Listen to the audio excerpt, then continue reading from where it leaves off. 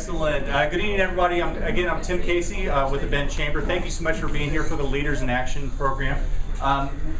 We really like this program because it gives you the opportunity to come in and engage and talk at an intimate level with some of the leaders in our community.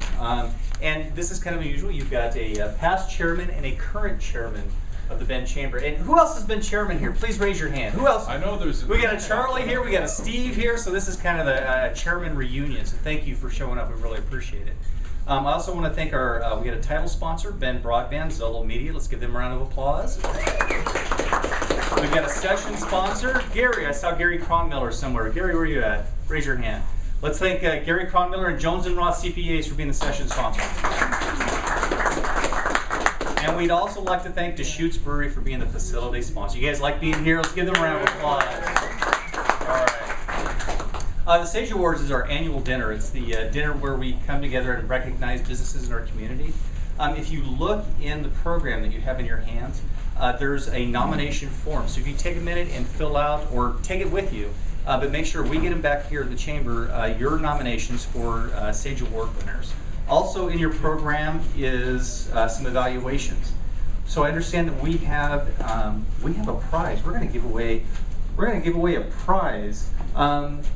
There we go. Bonnie, would you please show that? So bring that up here. Come on up.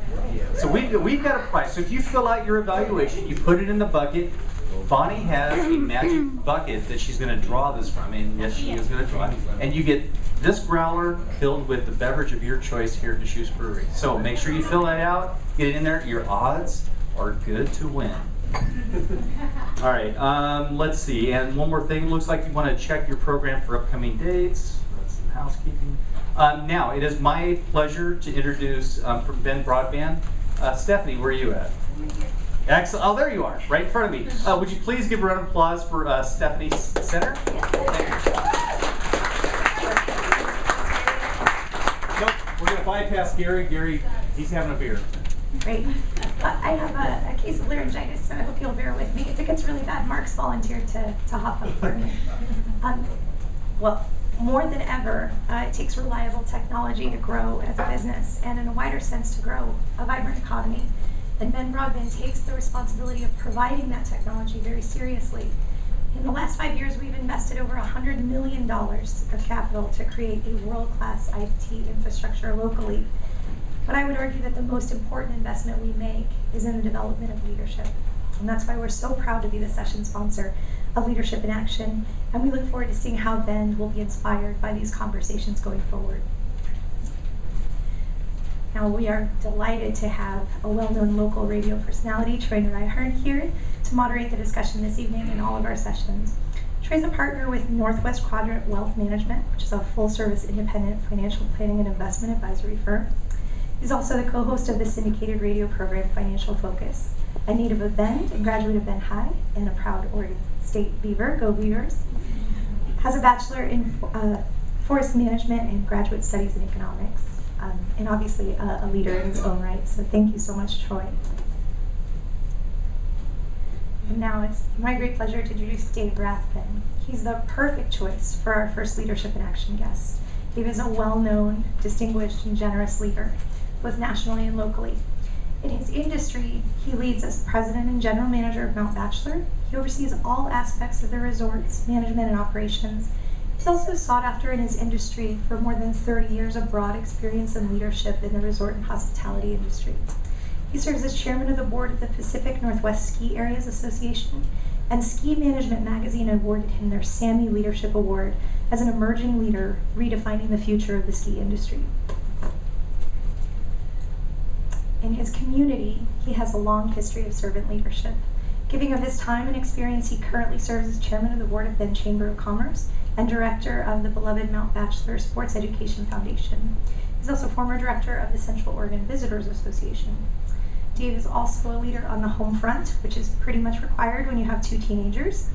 His wife Jillian is a teaching artist with Arts Central here in Bend. It's my great privilege to introduce Dave Rathbun.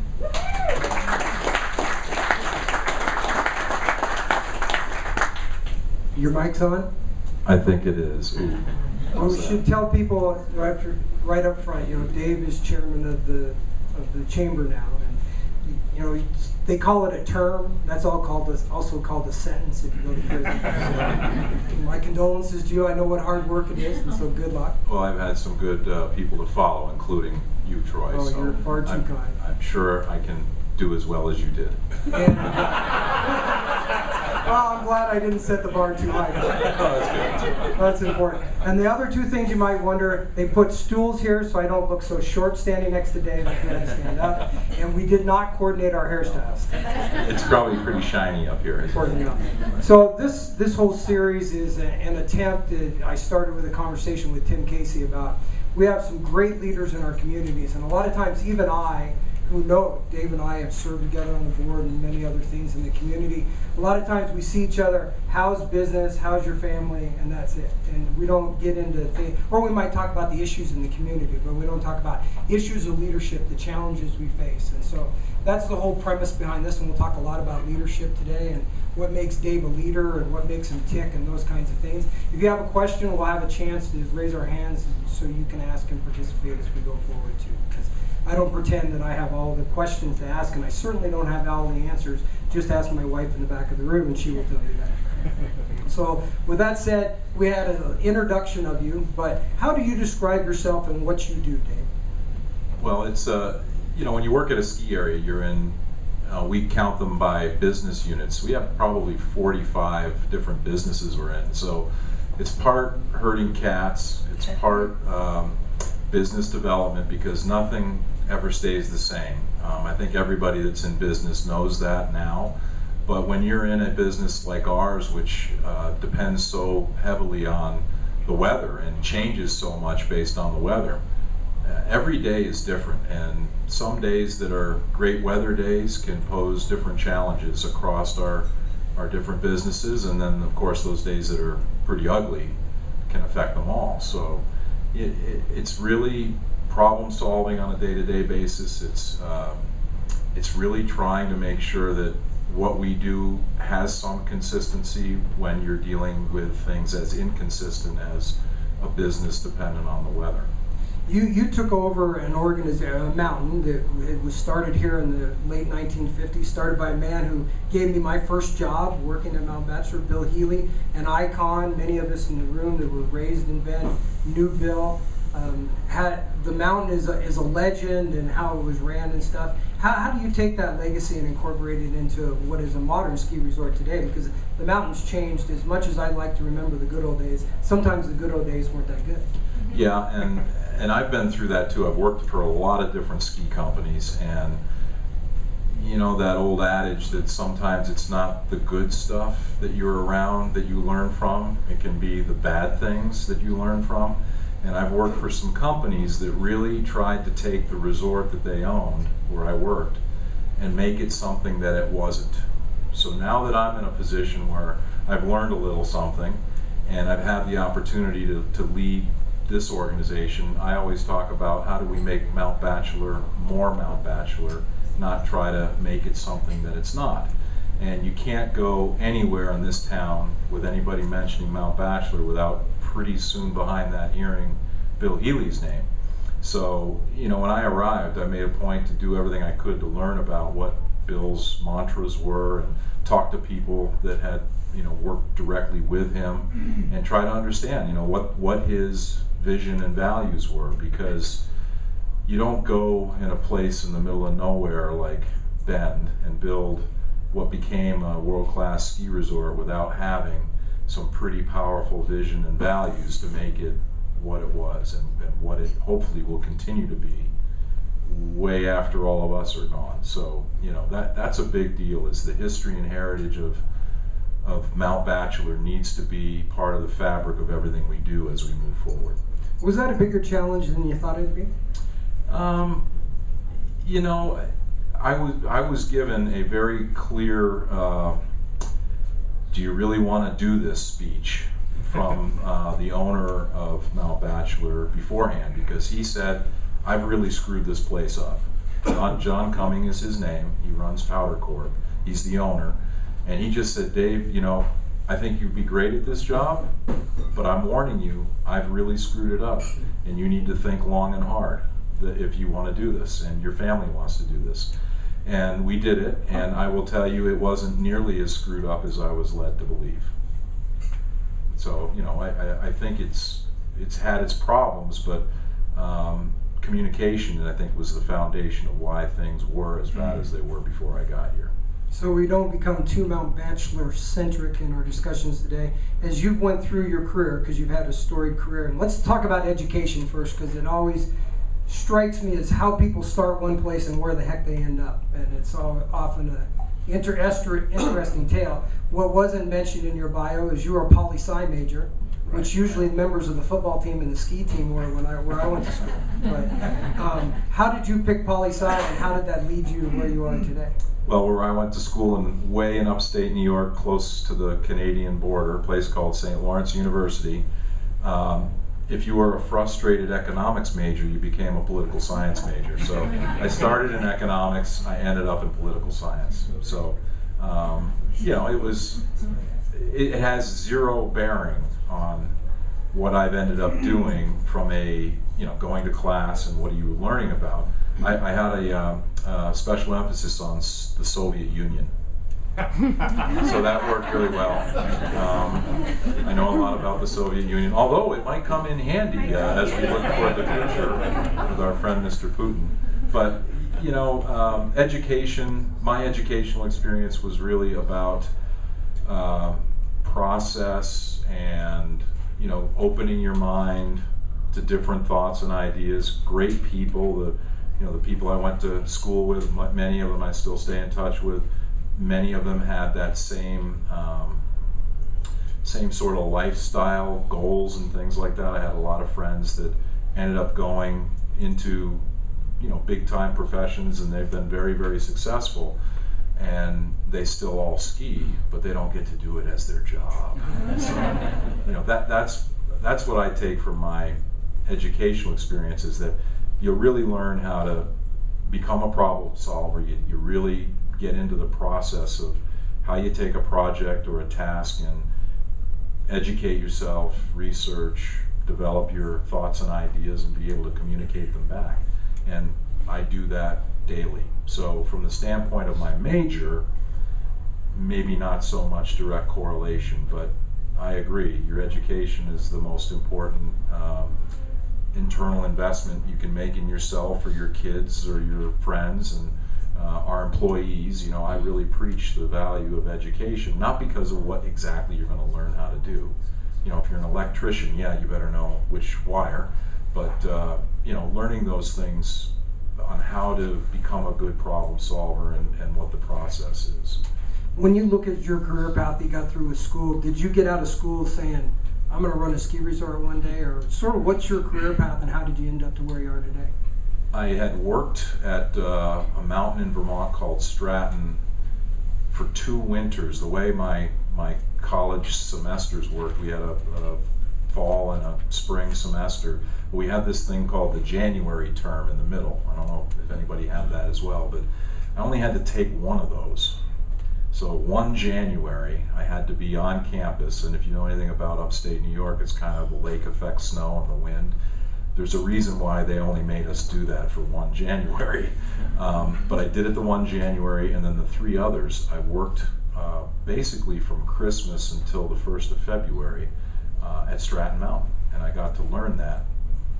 I didn't do that right out of college. I went and got a job in Albany, New York, the state capital in New York, and I worked for the Business Council of New York, which was a lobbying firm. And I got to learn a lot about politics and things like that. And in that first year, it's like, okay, I am not going to do this my rest of my life. So I decided to be a ski bum. I never took any time off. I literally graduated. I went home. I think I had a week to get all of my stuff in order, and I moved to Albany, and I started work within 10 days probably of graduating. So went to be a ski bum that 1 year, and it's 29 years later. So crazy.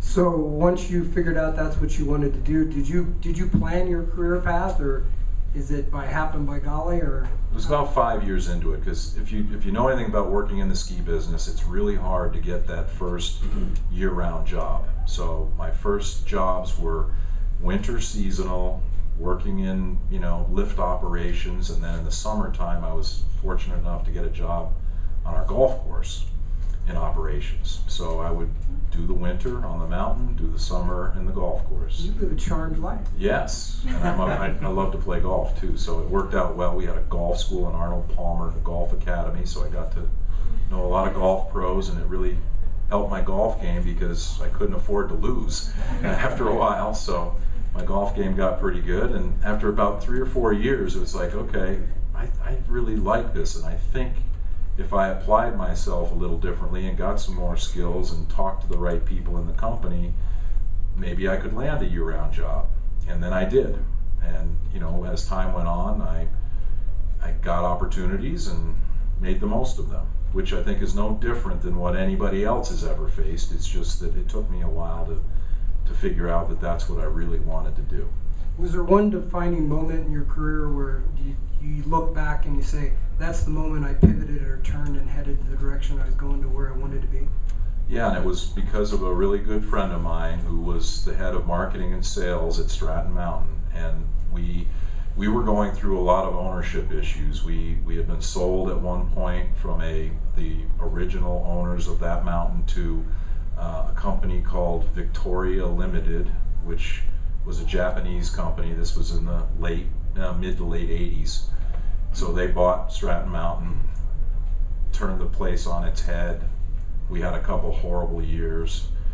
They were then sold to a company called Intrawest, which is still a pretty big resort operator. And my friend said, listen, now that all of that nonsense is behind us, and I was working in mountain operations, he said, I guess you've got some sales and lobbying background. You're a pretty good communicator. We've just fired everybody in the sales department. How'd you like to run it? And I'm like, what? So that was the moment. I had no idea I would ever end up in sales and marketing in the resort business. And that was because a good friend of mine ended up being the godfather of one of our kids, had said, Dave, why don't you do this? I think you could handle this. And I wish it happened like that more these days. But lightning in a bottle, take your opportunity, make the most of it. That's how I kind of ended up on my career path. When you look at that moment and you look at other things that have happened, people have role models and they have mentors, and they can be vastly different things. Who's been a role model in your life and why? This is a tough one for me because I don't really look at any one person as a role model. I look at a lot of different people and certain qualities about them as being a role model. I've always been sort of a student of human behavior, and I've always been interested in history. So I could look at a lot of different people, presidents, famous people who have done big things socially or something in society, and probably pick up a few things along the way about them and try to model that. I'm a sports fan. I'm a big New York Jets fan. I hate the New England Patriots. But if you look at the two football coaches there, Rex Ryan, kind of flamboyant, kind of a big talker, kind of a big guy, although he's getting smaller. I can identify a lot with him, number one, because that's my team, but I'm kind of like that in a lot of respects. But Bill Belichick, if anybody knows Bill Belichick, I love that guy too. He's just so great at dealing with people on the outside of the organization. And from a modeling standpoint, I try to keep our gang focused on what we're doing. Everybody's going to make noise on the outside, just like people will make noise on the outside of the Patriots. Mm-hmm. And Belichick is just great at keeping them where they belong. And I can take a lot from that too. I'd love to be somewhere between the two of those guys. And you mentioned mentors, and I've had a lot of mentors too. And it's been hard in my life to keep them for very long because I've moved around so much. But I still stay in touch with a few people, and they're important because they can be the people you can call on wherever you end up, however many years down the road. if you ever end up in a bind or you ever feel like you need another person to bounce something off of. So relationships is really what I think your mentor comes down to. You mentioned that you've learned as much of things you didn't want to do by watching other people, and I know I always describe the best boss I ever had as teaching me everything I never wanted to do in business. What's the biggest thing you learned that you don't want to be as a manager, or CEO, leader of a team?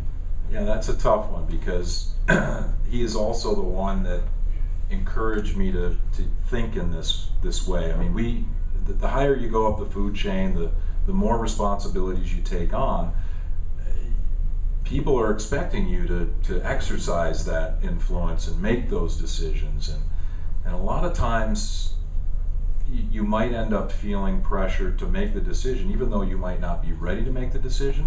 I know early on in my career, I was really great at making a decision and moving on, no matter what the consequences might be. And this one in particular person, he told me, he said, there are only a couple things I'm going to pass on to you that I think are important if you become a resort chief, and that's, don't always feel like you have to make a decision. Sometimes the decisions you choose not to make end up being the most important. You'll learn something. Can't tell you what it will be, but you're going to learn something if you choose not to decide. And I do that on occasion. There's some people in the room that I work pretty closely with, and they probably have been frustrated with me at times if I don't make a decision in a timely manner. But there's a time and a place for a decision, and sometimes you have to say it's not now. And that's a hard one to communicate to somebody, and it's a hard one to learn the value of until you start practicing it. Is there a particular moment you learned that lesson? I can't put my finger on any one specific thing, but it happens. Gay, can you think of one? My assistant's sitting right over here. But it could be anything. It could be something really minor, or it could be something big. Sometimes we learn things over time. Sometimes we learn them by rapid, painful events. The law of new information too. That's something we talk a lot about in our organization. Is, what we want to make decisions based on the best available information, and sometimes maybe we need to wait a little longer until we can collect a little bit more. It doesn't always help, but sometimes that's not a bad way to go. Do you see yourself as a success or successful? I'm very humble. I guess I wouldn't be here if there wasn't some level of success. I've always said I'd rather be lucky than good, but I know that, after a certain effort, you end up making a little bit of your own luck. So yeah, I'm successful. I haven't achieved all of my goals, but I've achieved quite a few of them to this point, so I'd say yeah. When you think about success, how do you define success for yourself? I like to write things down and try to set goals. And the lawyers always like that. Let's write stuff down. Yeah. Well, I write it down, and sometimes I burn it. But I did write it down at one time. No, I'm very goal oriented. When I asked my wife, I said, "Okay, what do you think about what drives me?" She says, "Well, drive. That's it. You drive us crazy, and you have no shortage of drive." So, I think having that internal ambition, if you put it into the right things, that drive can be a positive. But writing your goals down, I would highly recommend. Did you start that from the beginning, writing down your goals, or was it something you learned? No, it's something I learned. I remember when I was about 26, 27, I wrote down my ultimate goal was that before I was 45 years old, I wanted to be a resort chief at a major ski area. So that was something that took a long time to achieve, but that was something that I always focused on. What's your biggest personal achievement? Personally, it has to be, this is cliche, obviously, but it is true. To be able to have a great relationship with the woman you love and having kids and seeing them succeed and being able to go through life together, that's the biggest personal achievement to this point. I'd like to think there'll be more, and they will probably be different, and they probably won't be about me. They'll be about other things that I'm involved with. But to this point, that has to be the ultimate. Good answer. Yes. Please let my wife know. We will broadcast this back for her, especially, but that is, you're absolutely true. And your business career, your biggest achievement today? It has to be, I'm a reluctant performer, or an anxious performer. So to be recognized by other people is, that's been gratifying. The award I got from ski area management was quite nice. Didn't expect it at all. Kind of came out of the blue. That's probably at the top of the list right now. Hopefully, again, there will be more, but I don't particularly look for that. There's awards, especially on the business side. There can be awards, be monetary gratification and doing your job, lots of different things. Coming back to what gets you out of bed in the morning? What drives success to say I want to go to work? Because on a day when the wind's blowing 80 miles an hour, there's 6 inches of rim ice and nobody's going to be happy with you. Isn't a day you want to get out of bed? Why do you get out of bed?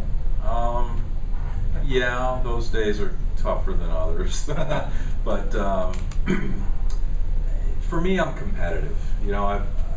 I've always had sort of a let's win mentality, whatever win is defined as on that given day. So if it's a day like that, can we get the lifts open? If it's a day where you're going to have a lot of guests and it's a beautiful day, you just want to have everybody have a good time. So that changes, the focus changes. But I'm not sure there's any one specific thing, but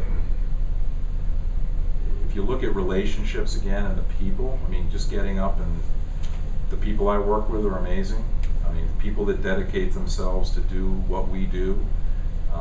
So many seasonal employees. I'm not sure how many people know that we only have about 75 year-round employees at Mount Bachelor, and we've got close to 800 total. Most of those people are seasonal employees. They work for 4, 5, 6 months out of the year, and then they do something else in the summertime. But everybody is there because they want to be there. Right. That's the difference. A place like Bend, Oregon, and a mountain like Mount Bachelor, people choose to work there. I've worked at a place in Vermont, Killington, which is in a really not great economic community, and to get a job at the ski area is like the best job you can get in that community. So there are a lot of people there that work there that don't even ski. It just happens to be the best job. So it's very different culturally within the group of employees there than it is here or in Colorado or in Utah. So I really appreciate the people that we work with day in and day out in those tough conditions. You describe yourself as competitive. Yes. Sometimes people can be too competitive. Yes. Is that a problem for you from time to time? Or do you view it to be the problem? I don't view it as a problem, as long as I win. So, no, it can be, it might be. The biggest problems I have these days with my competitive streak is with my 14-year-old daughter, because she's got the same wiring, I think. We're quite competitive together. So I don't think at work, and again, this is a little embarrassing because I got a few of our employees here, but I don't think I'm that competitive. I look back at our director of marketing, and maybe he and I are a little competitive because I come from that world too, but I don't think it's a problem. No, okay. Good That was answer. the right answer. Good too. answer.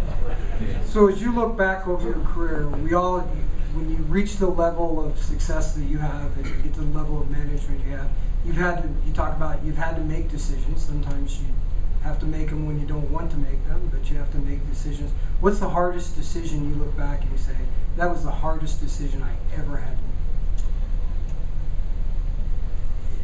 Every time we've moved from one place to another, and I've gone from Vermont to Colorado to Vermont to Oregon. Those were all pretty big decisions, and it wasn't just me, it was my wife making those decisions too. So each one of them were pretty gut-wrenching. We also went on a couple of other trips in between there where we were looking at making a move and chose not to move. So they were all pretty big decisions. Now, they weren't decisions at work per se, but it was about, you know, where do we call home and where do I try to take my career to. So that might not be the type of answer you were looking for, but those were the most difficult, challenging decisions for me. I've never really had real hard times making business-oriented decisions, because if it's data-oriented, you can usually have at least the foundation for making a decent decision. You talk about data decisions.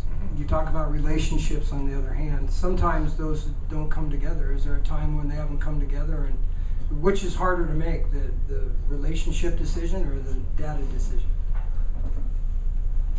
Relationships, for sure. You know, I'm just like anybody that's ever hired, been responsible for hiring staff. I've made my fair share of bad hires.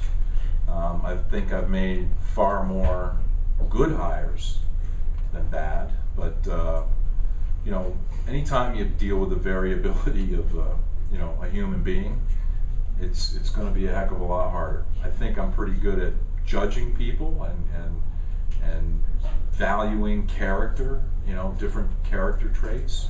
You don't have to be perfect, but if you've got really strong beliefs and character and good fiber, you know, I can usually tell that.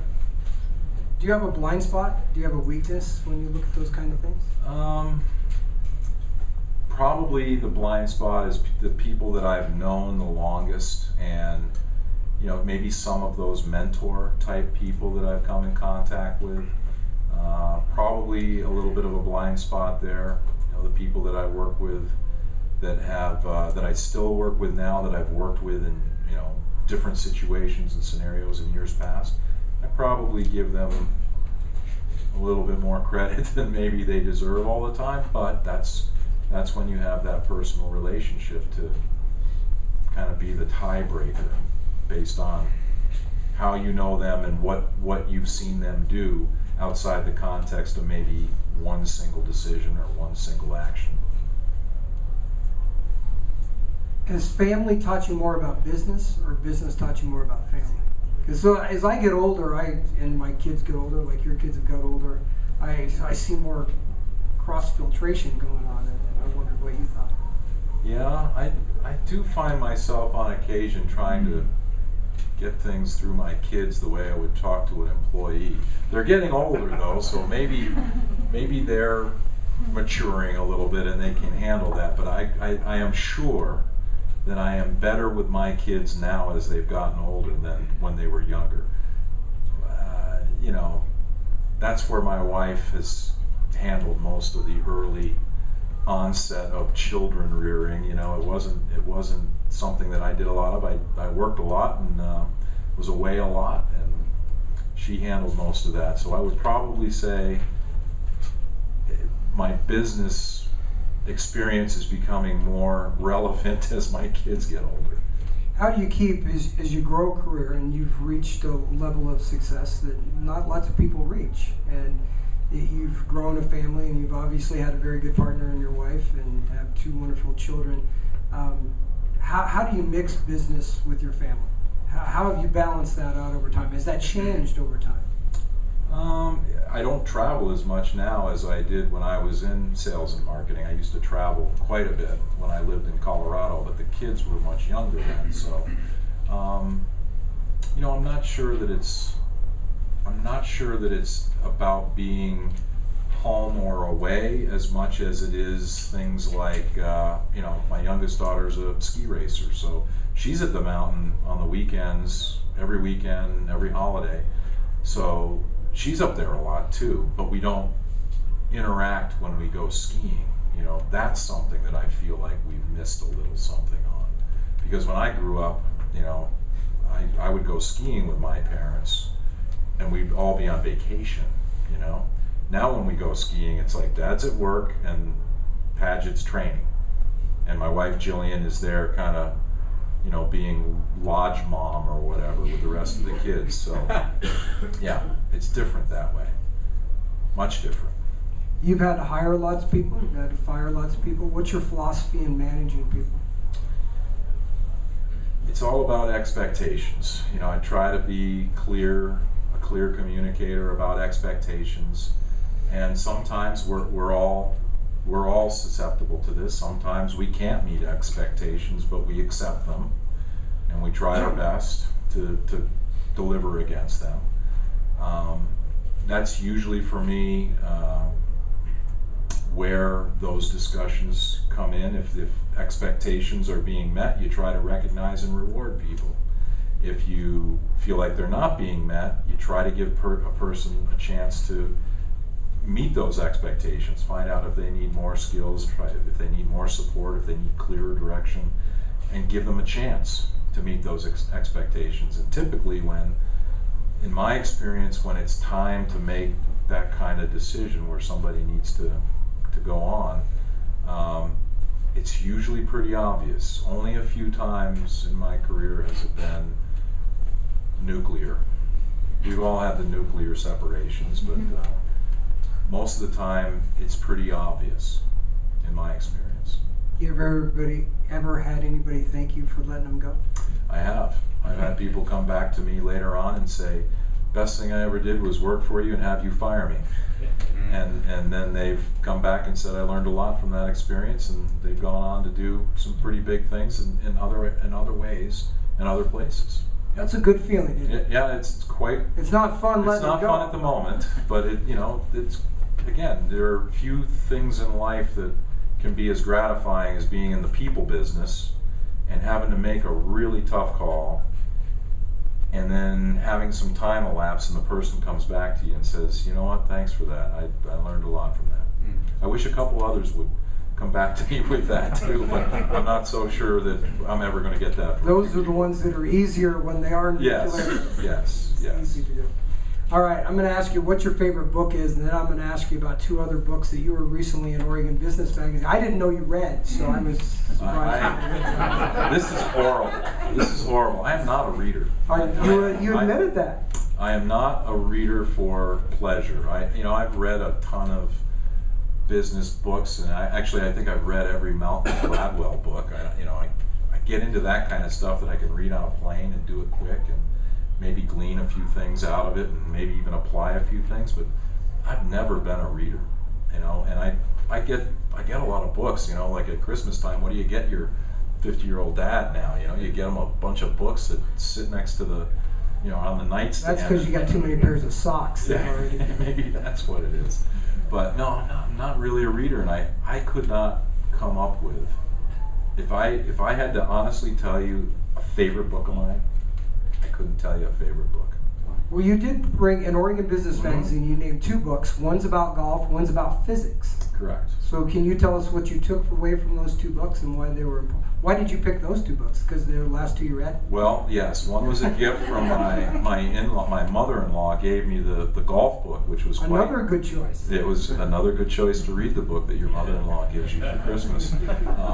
It was about Byron Nelson, Sam Snead, and Ben Hogan.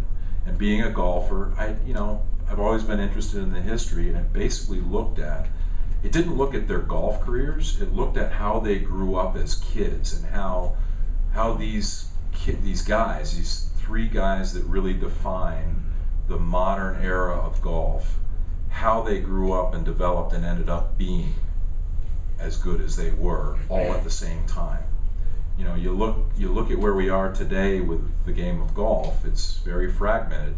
Tiger Woods is kind of going on the way down, and then there are these little pretenders that look like they might stick and be the next big thing. Well, back in the 30s and 40s, it was three, and they were light years ahead of everybody else. And how they grew up and their influences, who were their mentors, how did they get their starts? you could have gotten all of your questions from this book now that I think about it. I bought it. It's sitting Did on my you? nightstand just because you recommended it. It was I liked it, and for me it had to be something sticky like golf that I would be interested in. But you don't really gain a lot other than the perspective of what these three famous people in that one time, that one sport, what made them sort of similar and different, but they were all successful. I mean, that was sort of what I got out of it. What's the name of it? American Triumvirate. I can't think of the name of the... The physics book, I can't remember the name of it. Physics was the physics of the future. Physics, there you go. Yeah, and that was an airport buy. That was I can't remember where I was or where I was coming back from. I said, that sounds interesting. And basically, it's I can't remember his name either. But he's sort of a pop culture physicist. He's been on Good Morning America. He's quite mainstream in promoting his theories. But he basically looked at healthcare, transportation. He looked at a whole series of different aspects of life and where we were going to be in 30, 50, 100 years from now, and made some projections, and everything from how nanotechnology is going to help the medical the medical field, help us cure diseases, help us make our lives longer, better, more fulfilling, all the way to the potential of having these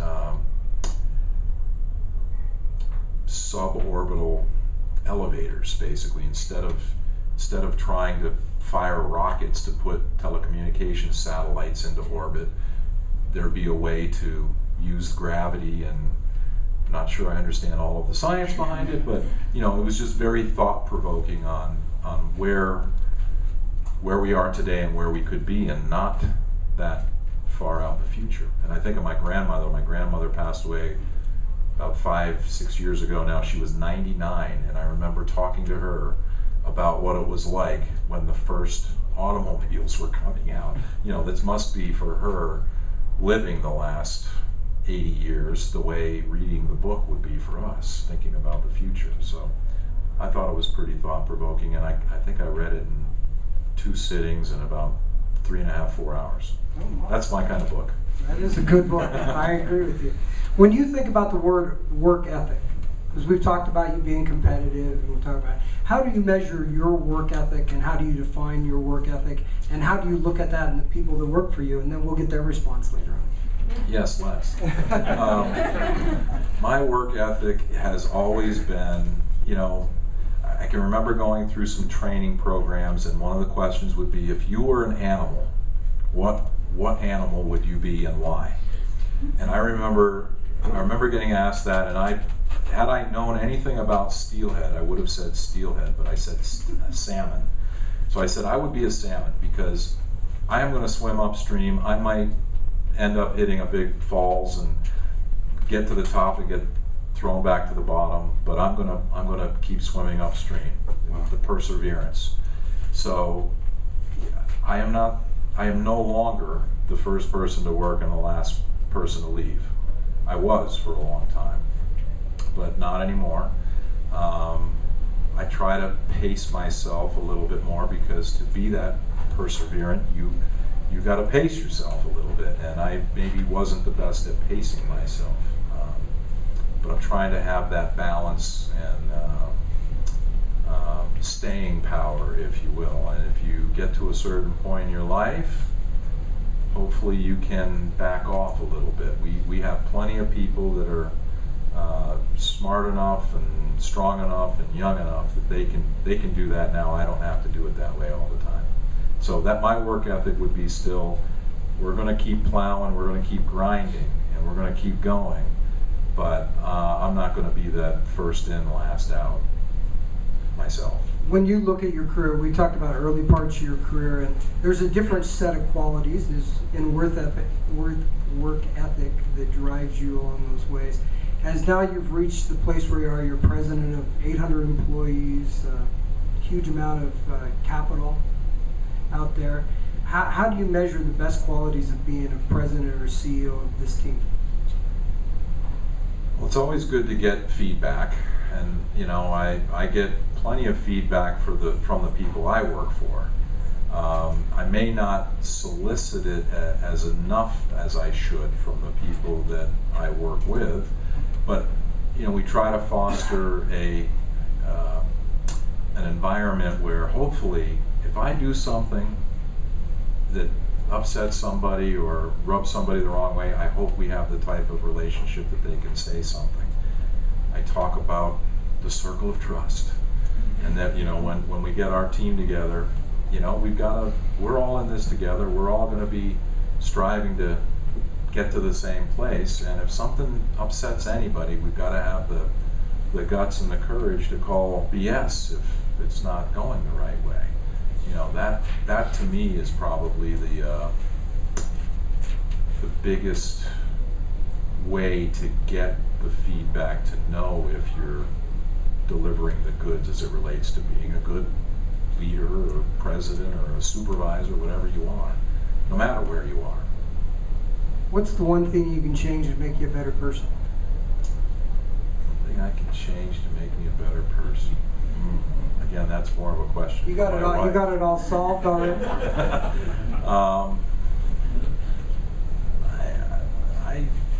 I haven't really thought much about that, but I've always tried to communicate and be open and honest. Probably, I will say this: I do have a stubborn streak. There are times when I'm stubborn. I think I'm better.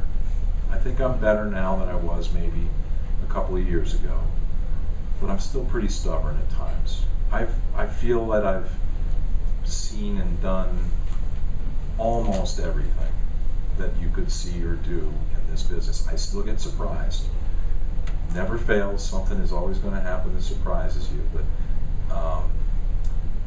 you know, maybe letting other people make more mistakes on their own. I don't want people to make mistakes. I want them to succeed. So if I can help, so I get torn between letting them learn their own lessons and trying to have them learn from my lessons and my mistakes.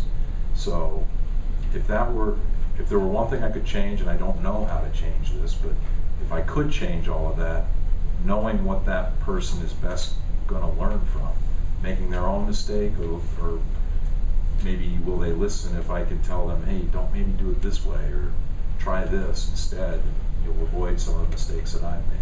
If you can answer that question, you can write a book. Maybe, you yeah. don't have to read it. Maybe I could write a book better than I can read it. There you go. All right, well, get ready. You get a chance to ask a question here in just a couple minutes. So get your questions ready. When do you look at, how old are you now? 49. 49. So you've got another 25 years to work. Do you ever ponder out and think, at least, maybe less? If you're doing really good, maybe you're doing better than I thought you were. Maybe 25. Maybe 25 years left to work. Do you ever look out and say, this is where I want to be, or this is what it's going to look like when I get to the end? I have promised myself that when I hit 50, I am going to write down again what that looks like, because I haven't thought about it in a while, but I think it's time. You know, one of my mentors always used to bang this into me, and I probably say it too much at work, is, you know, what gets measured gets done. So if you can say you're going to do something and you can measure it and monitor it, chances are pretty good eventually you'll get there. So as I think about the future, I'll probably go back into some of the things that I did in the past and pull those out again and look at them and say, wow, this is what I said I was going to try to do, and I got a bunch of those off the list. I got a few that I haven't. Maybe we'll put those on the list for when I shoot to be maybe 65, maybe 15, 18 more years. You never know. You never know. No, that's the hardest thing, and you know, if you were older, I could ask you this question. It's because I'm a little older than you, so I got to be careful when I go here. But hanging it up with, I think more about in this part of my career not so much when I hang it up, because it might be 25 years. You know, I love what I do, like you love what you do, but will I be able to do it? You've been Grand Poobah for so long. How do you hang up your cleats and move on? Do you ever think about that? Not yet. Try not to. Not yet. Well, when you get to be 50, lots of things change, don't they, Charlie? Charlie and I went to school together. He put me up on his reader board as being 50 years old, so I can. That was actually my first question, because I think Dave's birthday is May 8th. Is that right? When do you turn 50? That is correct. It's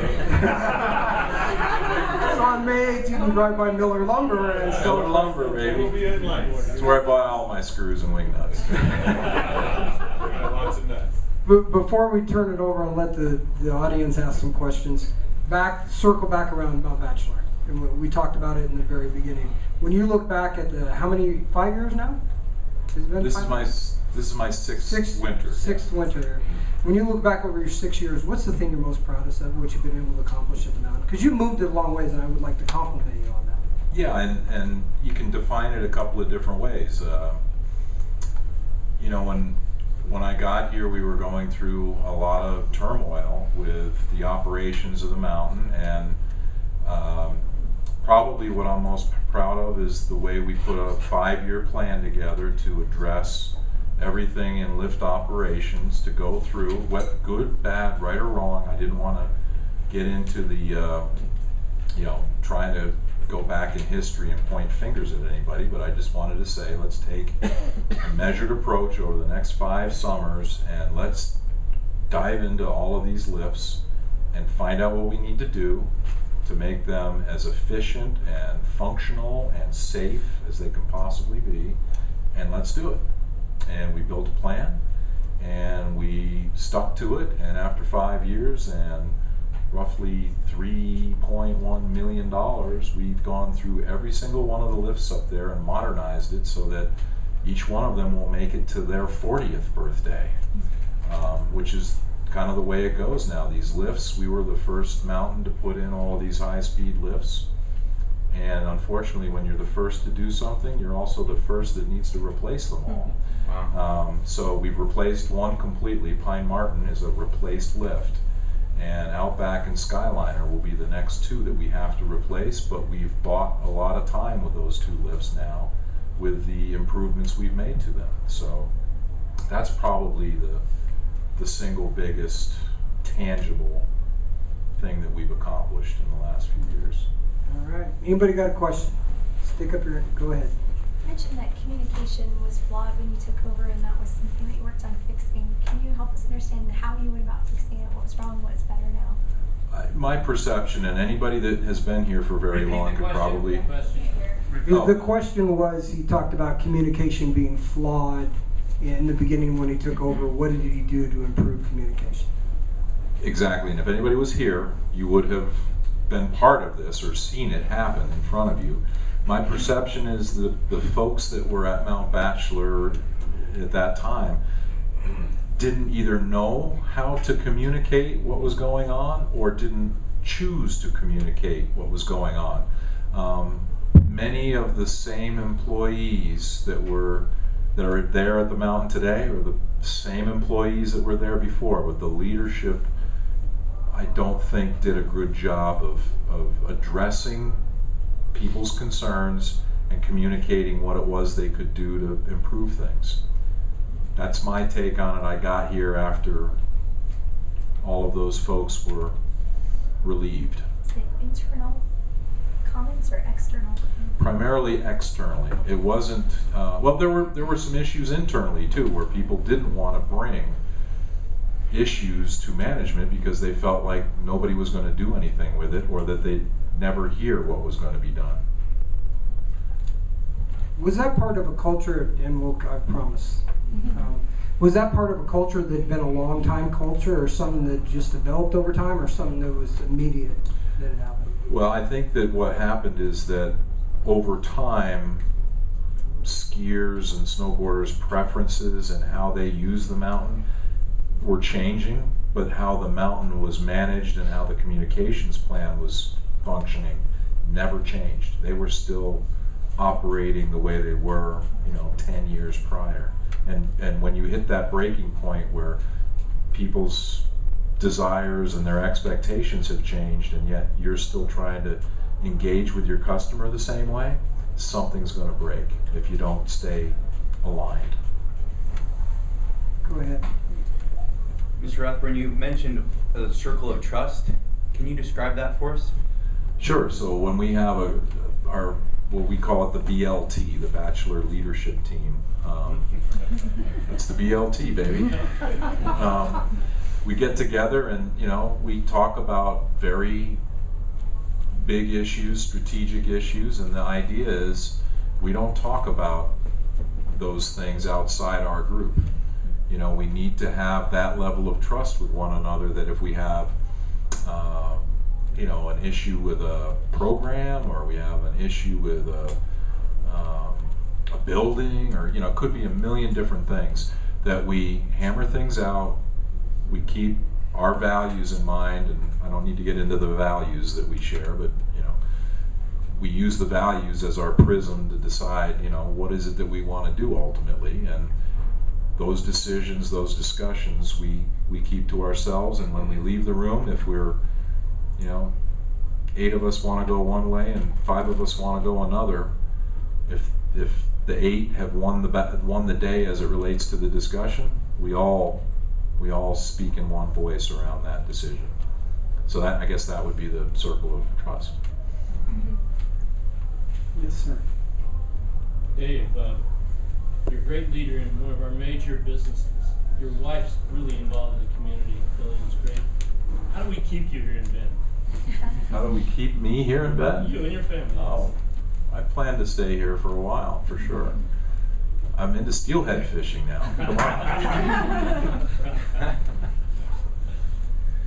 You talked about a point in time where you had to be the first one in and the last one out. That seems to be a common executive problem. What was the change of heart, or what was the enlightenment that you were able to get beyond that? January 13th, 2013, I had a heart attack on the backside of Mount Bachelor. Wow.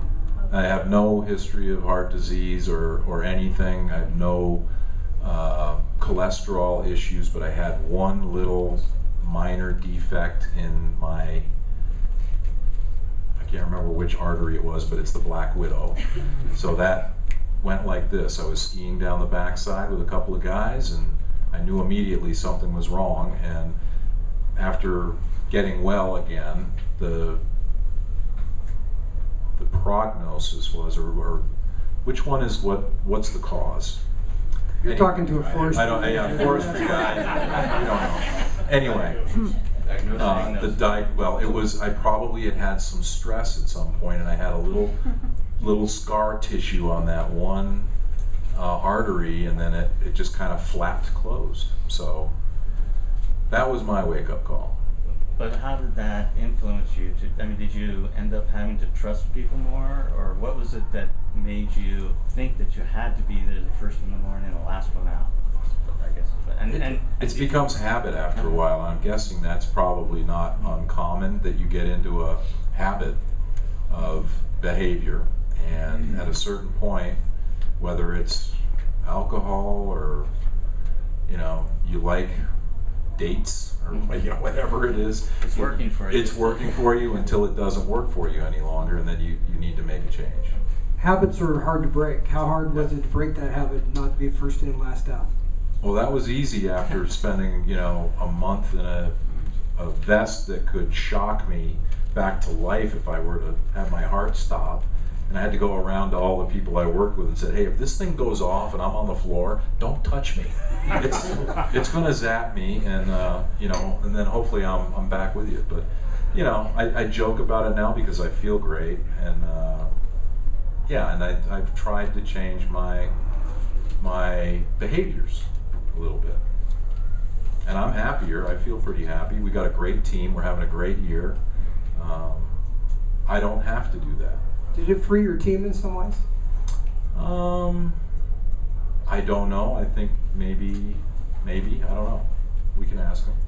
I don't think we freed anybody at Mount Bachelor. It's all part of the sentence. Yeah. Anybody else have another question? Yes, sir. I'm curious what you think the priorities for the future of Central Oregon are.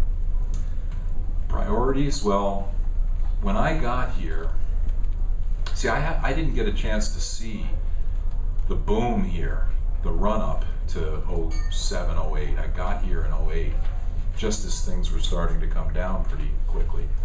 So, but I heard enough about what happened in that run-up, and certainly I've lived through, in my time on the chamber board, how painful dealing with city resources, development, the whole crash around our construction industry. Hopefully what the priorities will be is moderation, something where we can get back on a growth curve and we can diversify and not overheat like we did last time. Because this is such a desirable place to be. If we just had a little bit more balance, I think it would be hard to compete with this region. I've lived in Breckenridge, Colorado. I've lived in some beautiful places in Vermont. We have them beat by a long shot. Wow. By a long shot. So if we can just take care of it and manage growth and create industrial lands that bring in living wage jobs and have that balance with the business side of things, obviously we still have every benefit you can imagine from a recreational standpoint. Sustainability is what I would call that, but how is climate change affecting your industry? It's a big deal. I mean, you can see it right now more from, I think, the volatility of weather and storms and the variability. If I were to use one word to describe our season at Mount Bachelor weather-wise, it would be variability. I mean, it is all over the map. That's coming from one place. That's how the climate has changed. It may not be just warming. I think it's the way the climate is changing globally. It's going to be colder in some places, it's going to be warmer in others, it's going to be wetter in some, it's going to be drier in others. That variability, I think, is here to stay unless we can try to do something about it. How do you prepare for that? We're farmers as it is. We just have to be, more savvy in how we can plan for the different types of weather we get. I mean, weather forecasting technology just in the last 10 years has gotten so good that, about 7 days out, we have a pretty good idea of what to expect. We can staff, we can, open outlets, close outlets, we can be prepared for when we're going to get the really heavy rime ice or we're going to get high winds. We've got pretty good insight into what's going to affect us a few days out, which makes, planning the expense side of our business easier. It doesn't help us figure out what to do on the revenue side. That's the big challenge. We get better days, we get more people up there. We get stormy days, we get more people up there. So it's preference, the consumer preference is really changing. And climate change, I think, is driving the variability of our weather. You mentioned change. What's the biggest change going on in your industry right now? What's driving to the future when you look out 10, 15, 25 years to the end of your career? Big thing, there are two things right now. The cost of capital, everything that we operate, a ski lift that cost, $2.5 million in 2005 costs over $6 million today. I mean, the cost of steel, the cost of technology, the cost of transportation and shipping have gone absolutely through the roof. Grooming equipment. When I arrived 6 years ago, a snowcat cost us about $205,000. They're running about $300,000 now. So they've gone up almost 33%. It's brutal. That's one piece of it. The second piece of it is this notion of clustered resort ownership and multiple mountain seasons passes. So you see Vail Resorts has mastered that, and you've got a lot of other alliances that have developed trying to sell seasons passes really cheap, which I would argue are not season passes. They're basically selling a multi-day lift ticket packaged as a seasons pass. That is what's going to continue to play out in the ski industry. You know, more and more of these partnerships. The question is, are these partnerships actually incrementally increasing the number of people participating or not? Because we're still a baby boom generation driven industry, and the baby boomer participation is dropping fast. So it's about getting new people into the sport, and I don't think these season pass products are doing it. Those are probably the two biggest things facing our industry. One question I got to ask you, just from my tenure of being born and raised here, how the mountain has changed and where you think things are going. Used to be when I was young and we would build a ski jump and the ski patrol would make us tear it down. And today you build these humongous things that even in my best day I wasn't crazy enough to go over. How has that changed, and how has that changed the ski resort, your liability, and is that something that's going to continue in the future, or is it going to taper off? I mean, we follow where our guests lead us. So snowboarding led us out of a pretty dark period where our businesses were really flat. Snowboarding came along, we had a nice little pop.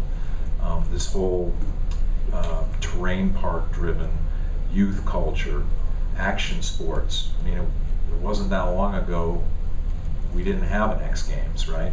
So that's where the youth is taking us. So if that's where we need to go to continue to keep new customers coming into the pipeline, that's where we're going to go.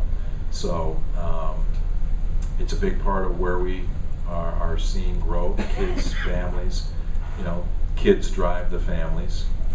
They're going to ask mom and dad, where do we want to go? And if you don't have a terrain park, they're not going to want to go visit you. Whether they use it or not doesn't matter, because a lot of it's aspirational. And the big jumps, nobody hits the big jumps. But if you don't have the big jumps, you're not going to get them into your little jumps. So it's a bit of a catch-22, because contrary to what most people say, most kids still know their limits, especially the difference between a 40-foot gap jump and a 60-foot gap jump. All right, anybody else have another question? Yes, sir. Dave, I wanted to thank you for that talk tonight, but also about clarifying that you studied Russian. Because Ken and I looked up your LinkedIn profile, and there was a photo of you bare-breasted on a horse, and then I realized the connection between you and Putin. So it clarified so much for me, so thank you. Shotgun or a rifle? No, the question I had is, so I've lived in Tahoe and Heavenly for the last 10 years, and my wife and I are originally from Bend, and we moved back here because we love Bend. But you just brought up the point about the season pass at Vail Resorts is $400. It's a no-brainer for Carrie and I to both buy a season pass. This was the first year in 10 didn't buy a season pass. So, you know, and you already kind of touched on it a little bit, but, you know, there's been some discussion in Bend about, you know, and I will say this, we just skied at Vail and Beaver Creek, and it's $139 a day. So the day rate is astronomical at those rates, and the season pass is very economical.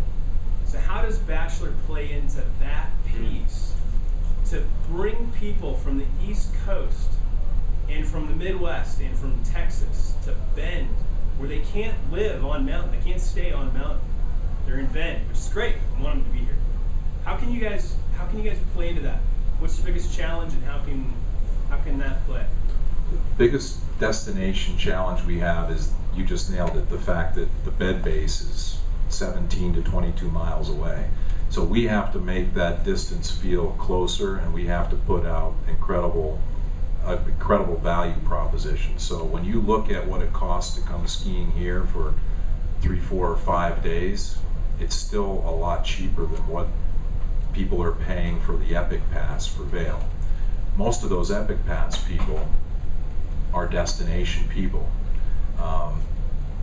If you look at what goes on in Colorado and in Tahoe now with the Colorado version or the Tahoe version of the Epic Pass, those prices come down even lower than what the Epic Pass is. So their whole mission is to try to lock up as many people as they possibly can.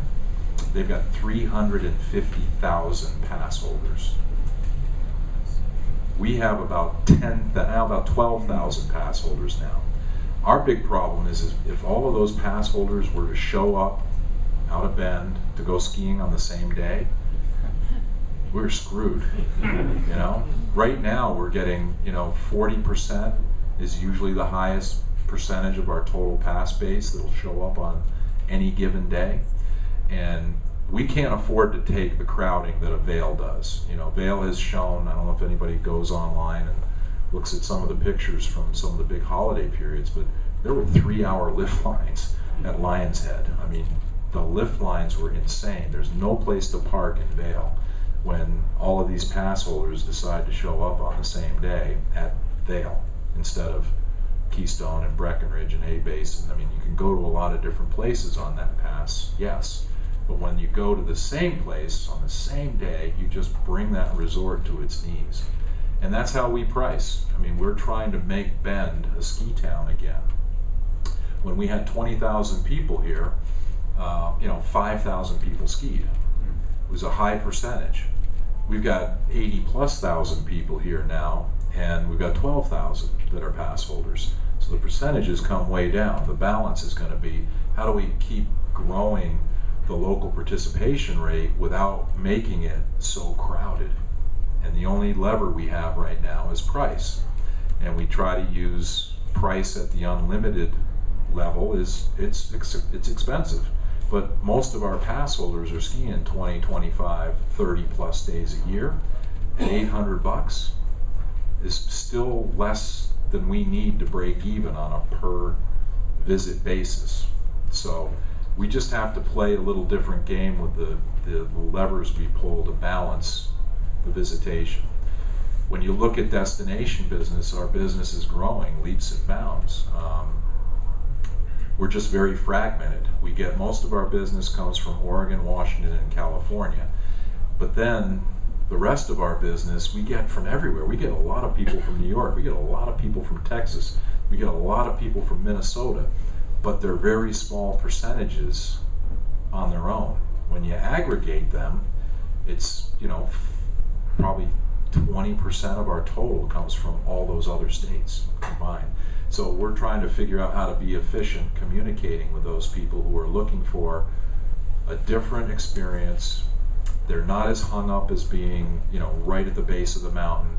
They're looking for beer. Beer is a big, crosstab for us now. If you're interested in a beer, kind of a hip, away from the mountain scene with a lot to do that's non-skiing, Ben will show up on a lot of searches. So that's what we're focusing on. In the spring, it's multi-sport. Where else can you come in the spring? Ski in the morning, go play golf in the afternoon, and you can catch a hatch and go fishing. Or you can go rafting, or you can go mountain biking. I mean, few places you can do that as consistently as we can here in April and May. So those are the types of differentiated experiences we're trying to promote to bring in more people from the outside. But we still have to make sure we balance what happens internally, because if everybody were to show up on the same day, it'll be brutal. Anybody else have? Yes, ma'am. Dave, OSU Cascades, begins to promote the rollout of the school. They also promote, we're just right down from the mountain, and that influx of students. Speaking of your percentages and who's up there, combined with, you just mentioned the multi-sports. There is, those kids are sticking around in the summer. The parents are going to come here, and that's going to go up. How do you see that impacting Mount Bachelor? There's a reason why we committed $250,000 to the effort for the OSU campus. You really don't have that big of a heart? There's a reason. We're not, having been in Colorado with, Boulder, CU Boulder, the college community in Colorado drives a lot of the off-peak business, and the youth market, the energy, the vibe you get from having college kids at your resort can't be underestimated. So yeah, we're very excited about it. We're actually talking about hosting the collegiate ski championships a few years down the road, hopefully after OSU Cascades is in place, and they're going to have a ski team, Nordic team, and an alpine team, and a free ride team. So to be able to have Mount Bachelor aligned with a 4-year university, hopefully with a Division I ski program, would be spectacular, I think, for all of us. Anybody else? I'm going to ask you one last question and then we'll wrap it up. When you talk about leadership, we've defined you as a leader. You've expressed yourself as a leader today, and you are one. And you're welcome. And as we look at that, what does leadership mean to you, and what does it mean to you in our community? Well, first, for me, collaboration's a big part of it, I think. You talk a lot about situations where you have the benevolent dictator. Yes, there are times when maybe you get more done that way, but I think you have a bigger impact if you can involve more people in the decisions, in the discussions, empowering people. Maybe your signature goes on the final decision, but leadership to me isn't about one person. It's about a shared vision and getting people to buy into it and working together toward a common goal, because I can only do so much myself. We want everybody in our organization at every level to be leaders, and that means having a vision, being able to collaborate and get to the final decision, hopefully with a lot of people that agree with it. In the community, I think leadership is, to a degree, still the collaboration, but I think sometimes actions end up speaking louder than words. The credibility that comes with taking actions that show what you believe in and what you're driven by and what motivates you as an organization or as a person.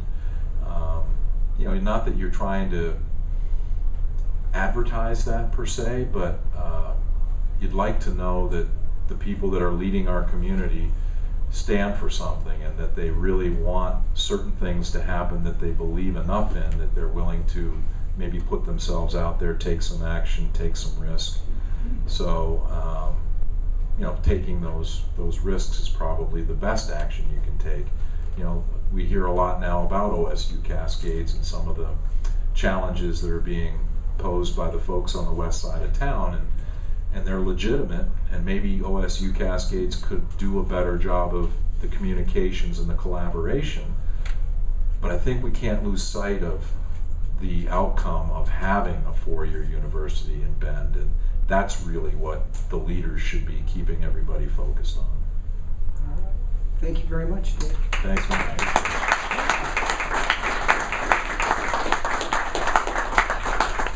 All right. Before you leave, if you could fill out these, what are they called? Leadership in action. What are these?